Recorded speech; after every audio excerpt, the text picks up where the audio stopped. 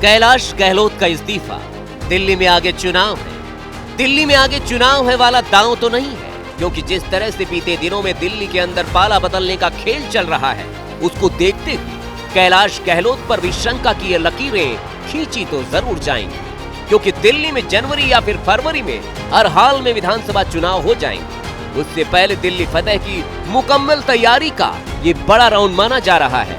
और ऐसा कहने के पीछे ये आंकड़े हैं, ये आंकड़े जो आपके टीवी स्क्रीन पर है।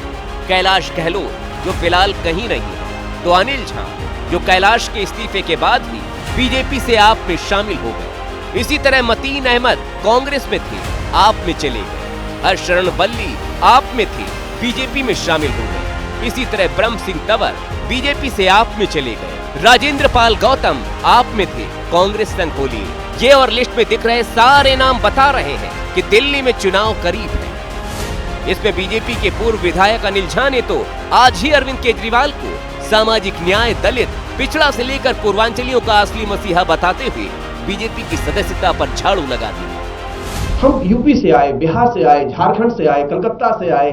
हमने देखा कि अगर कोई सामाजिक न्याय का नारे को पुख्ता कर रहा है तो उस व्यक्ति का नाम है श्री अरविंद केजरीवाल। दिल्ली में 29% पूर्वांचली वोटर हैं, जो सीधे सीधे 27 सीटों पर हार जीत का फैसला करते हैं। ऐसे में इसे केजरीवाल का बड़ा दांव माना जा रहा है। वहीं दूसरी ओर कैलाश गहलोत ने भले ही बीजेपी ज्वाइन न की हो, लेकिन उन्हें बीजेपी का बड़ा दांव माना जा रहा है। और इसकी पुष्टि तो खुद उनके भूतपूर्व हो चुकी पार्टी के नेता ही कर रहे हैं।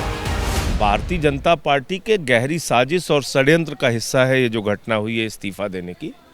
और दूसरा जो उन्होंने आरोप लगाए हैं या जो पत्र में जो बातें लिखी हैं, वो वही बातें हैं जो बीजेपी बोलती और कहती है। तो मैं फिर से इस बात को कह रहा हूं कि क्योंकि उनके ऊपर एक दबाव था और बीजेपी में जाने के सिवाय उनके पास कोई रास्ता नहीं था। तो इस शंका की धुन दिल्ली बीजेपी के नेताओं के बयान के साथ भी है, जो केजरीवाल की तो मजम्मत कर रहे हैं, लेकिन गहलोत के लिए उनके मुंह से प्रशंसा के फूल झड़ रहे हैं। 2-3 लोग सबसे इम्पोर्टेंट हैं, उनमें से कैलाश गहलोत थे, और वही आज कह रहे हैं कि ये केजरीवाल की नीति और नीयत गड़बड़ है, शीश महल में इनका दोष है।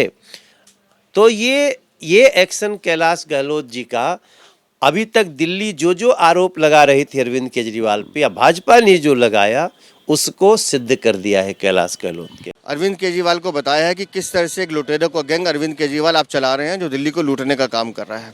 उन्होंने शीश महल का जिक्र किया। हम सब जानते हैं कि अरविंद केजरीवाल ने अपनी अय्याशी का सामान उसे शीश महल में जुटाया दिल्ली की जनता के टैक्स के पैसे से। कैलाश गहलोत के दिल्ली में उपराज्यपाल से भी बेहतर संबंध रहे हैं। दिल्ली में झंडा फहराने को लेकर एलजी ने कैलाश गहलोत का ही नाम तय किया था। ऐसे में उनके बीजेपी में जाने की संभावनाएं काफी प्रबल है। तो इन संभावनाओं के बीच दिल्ली में बीजेपी और आप की इस लड़ाई में दिल्ली में न्याय यात्रा के जरिए सियासी न्याय के लिए तैयार कांग्रेस की भी एंट्री हो गई है। मसले पर केजरीवाल की चुप्पी पर धार लगाई तो बीजेपी ने कांग्रेस के खिलाफ भी मोर्चा खोल दिया।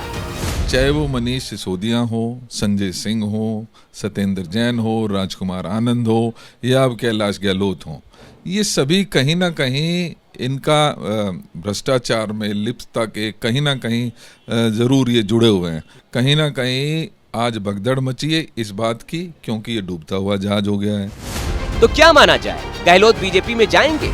और अगर ऐसा हुआ तो नजफगढ़ सीट से इतर गहलोत से बीजेपी को क्या फायदा होगा?